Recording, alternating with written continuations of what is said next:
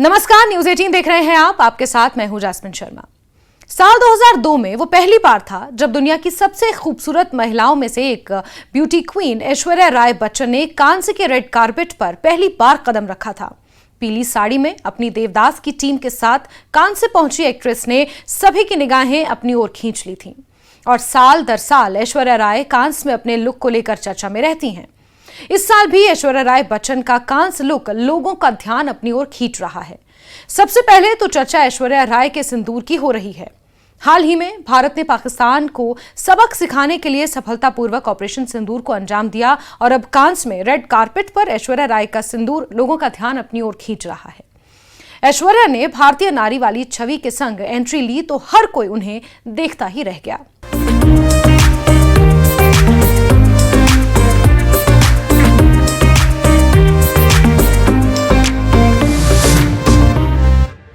ऐश्वर्या साड़ी, मांग में सिंदूर, खुले बालों के साथ साइड दुपट्टा और लाल जड़ाऊ हार पहनकर बेहद ही स्टनिंग लग रही थी।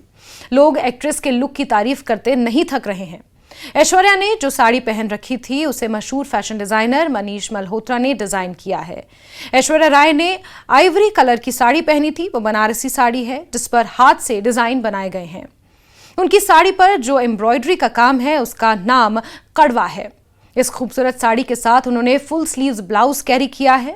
इसके साथ ही उनके नेकलेस को 500 कैरेट मोजाम्बिक रूबी और अनकट डायमंड को 18 कैरेट सोने में जड़कर तैयार किया गया है।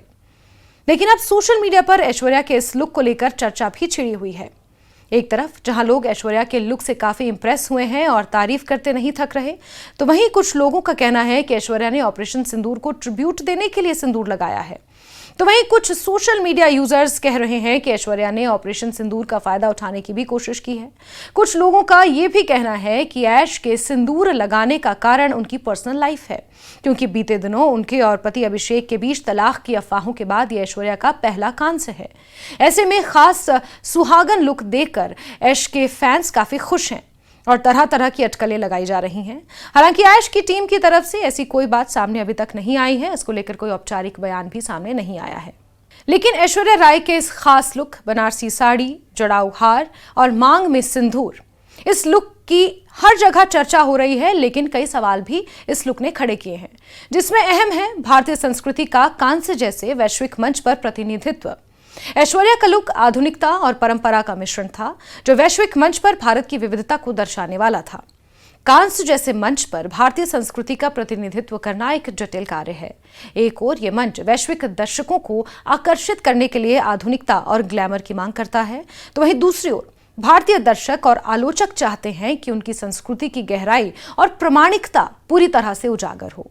ठीक उसी तरह जैसे ऐश के सिंदूर लगाकर कांस्य पहुंचना, जिसकी हर तरफ सिर्फ तारीफ हो रही है, लेकिन कुछ आलोचकों का मानना है कि भारतीय संस्कृति का प्रतिनिधित्व केवल परिधान तक सीमित नहीं होना चाहिए। ऐश्वर्या के लुक को लेकर एक और महत्वपूर्ण सवाल सांस्कृतिक संवेदनशीलता का भी है। भारतीय संस्कृति अत्यंत विविध और बहुआयामी है और इसे एक परिधान या लुक में समेटना आसान नहीं है। कुछ लोग तर्क देते हैं कि ऐश्वर्या का लुक भारतीय संस्कृति को एक विशेष नजरिए से प्रस्तुत करता है, जो शहरी, उच्च वर्गीय और ग्लैमरस भारत को दर्शाता है। इसमें ग्रामीण भारत, जनजातीय कला या क्रम प्रसिद्ध क्षेत्रीय परंपराओं का प्रतिनिधित्व शायद ही देखने को मिलता है। ये सवाल उठता है कि क्या वैश्विक मंच पर भारतीय संस्कृति को एक समग्र रूप में प्रस्तुत करना इतना आसान है? आज का भारत वैश्विक मंच पर अपनी पहचान बनाना जानता है और ऐश्वर्या जैसे सितारे इस दिशा में महत्वपूर्ण भूमिका भी अदा कर रहे हैं। उनके लुक में भारतीय तत्वों का शामिल होना, चाहे वो सूक्ष्म रूप से ही क्यों ना हो, वैश्विक दर्शकों को भारतीय संस्कृति के प्रति उत्सुकता जगाता है। जैसे कि ऐश को कांस्य के रेड कारपेट पर सुर्ख लाल सिंदूर के साथ देखकर वहां मौजूद लोगों में दिखी, जिसकी आज तक सोशल मीडिया पर चर्चा हो रही है।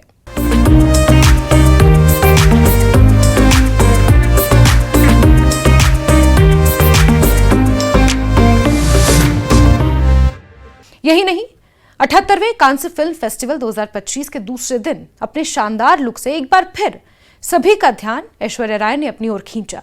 इस बार उन्होंने भारतीय डिजाइनर गौरव गुप्ता के कस्टम मेड काले गाउन हाइनेस ऑफ काम को चुना, जिसे रजत, सोने, चारकोल और काले रंग में जटिल हस्तकला और माइक्रो ग्लास क्रिस्टल से सजाया गया था। जो कॉस्मिक ऊर्जा और प्रकाश को दर्शाता था। इस गाउन के साथ उन्होंने एक बनारसी ब्रोकेड केप पहनी जो वाराणसी में हस्त निर्मित यानी कि हाथ से बनाई गई थी और जिस पर भगवत गीता का एक संस्कृत श्लोक कर्मण्ये वाधिकारस्ते मां फलेषु कदाचन मां कर्म फल हेतुर्भूर् माते संगोऽस्त्व कर्मणि अंकित था। इस श्लोक का अर्थ है, तुम्हें केवल अपने कर्म करने का अधिकार है, उसके फल की अपेक्षा करने का नहीं। फल की इच्छा से कर्म ना करो और ना ही कर्म ना करने की ओर प्रवृत्त हो। इस श्लोक ने उनके लुक को न केवल सौंदर्यपूर्ण बल्कि आध्यात्मिक गहराई भी प्रदान की, जो भारतीय संस्कृति का एक शक्तिशाली प्रतीक बन गया है। ऐश्वर्या का ये लुक भारतीय संस्कृति और आधुनिकता का एक सुंदर मिश्रण था। पहले दिन जहां उन्होंने मनीष मल्होत्रा की आइवरी बनारसी साड़ी में पारंपरिक देसी लुक अपनाया, जिसमें माथे पर सिंदूर और 500 कैरेट के मोजाम्बिक रूबी और अनकट डायमंड्स की ज्वेलरी ने भारतीय शिल्प कला को उजागर किया, तो वहीं दूसरे दिन का उनका वेस्टर्न लुक बनारसी केप और गीता के श्लोक के साथ भारतीयता का अनूठा स्पर्श दे गया। ये केप न केवल वाराणसी की समृद्ध हस्तकला का प्रतीक था, बल्कि गीता के श्लोक ने भारतीय दर्शन को वैश्विक मंच पर प्रस्तुत किया, जिसने दर्शकों और आलोचकों का ध्यान खींचा। ऐश्वर्या का ये लुक सोशल मीडिया, विशेष रूप से एक्स पर खूब वायरल हुआ। कई यूजर्स ने इसे भारतीय संस्कृति का गर्वमयी प्रदर्शन भी बताया, विशेष रूप से श्लोक और बनारसी शिल्पकला के लिए उनकी सराहना की। एक यूजर ने लिखा कि सिंदूर से लेकर गीता के श्लोक तक ऐश्वर्या ने भारतीय संस्कृति को विश्व मंच पर गर्व के साथ प्रस्तुत किया। ऐश्वर्या का ये लुक भारतीय संस्कृति को वैश्विक मंच पर प्रस्तुत करने का एक शानदार उदाहरण है।